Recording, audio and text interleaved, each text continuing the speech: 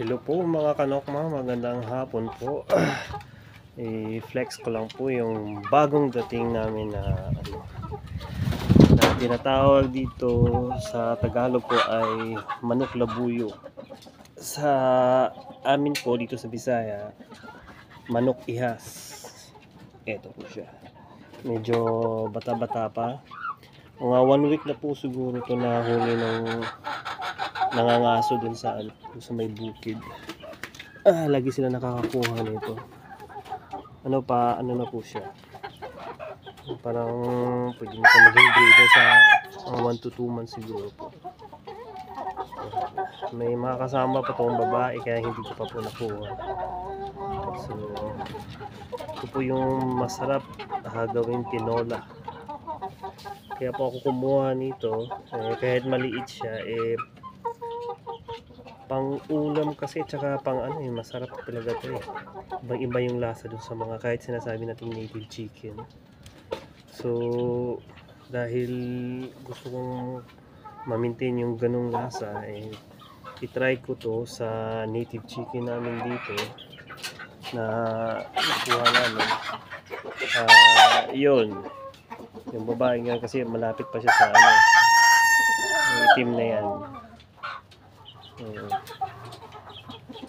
Diyan ko siya i-cross muna habang hinahantay ko yung mga babae ng darag yata tawag sa Tagalog din ito. Ayan po. At least nakakuha na po ako. Ayan, medyo mailap po ito. Medyo na na siya. Ngayon hindi na masyadong mailap dun sa may-ari kasi araw nilang hinahawakan. Tapos pinapaamo talaga. Yan. Para siyang bantam, maliit. Pero na po siya. Yung mukha talaga niya ganito talaga yung Pag season po nila ng February, lumalabas yung yung kulay gold to. Gumaganda. So gusto ko pong magparami nito kasi mabenta to sa dun sa mga restaurant. Sana makakuha pa ako ng lalaki nito kasi bihira lang to bihira nakakakuha. May nakakuha nito kaya lang ginagawang ulam talaga, ulam kaagad dun sa bukid, kaya naabangan namin palagi. So ito lang po yung natin, yung update natin.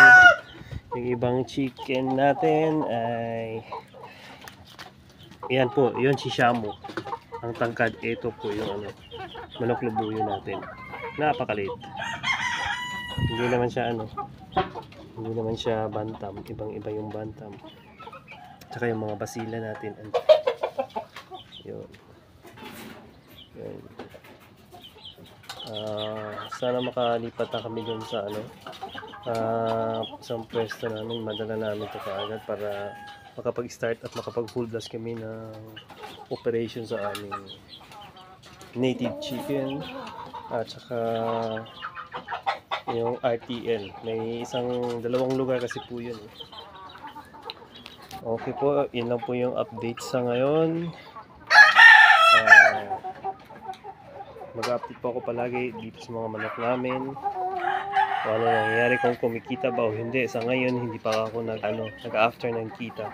Nag-iipon pa ako ng mga materialis pang breeding, tsaka konti inaaral ko rin yung mga sa mga manok. Ito po mga manok palabong yung iba dito. Hindi naman ako nagsasabong, kaya lang mahilig lang po ako mangolekta ng manok. Yan, mga binabay po. Okay po, maraming salamat po mga kanokma. Salamat kanokma.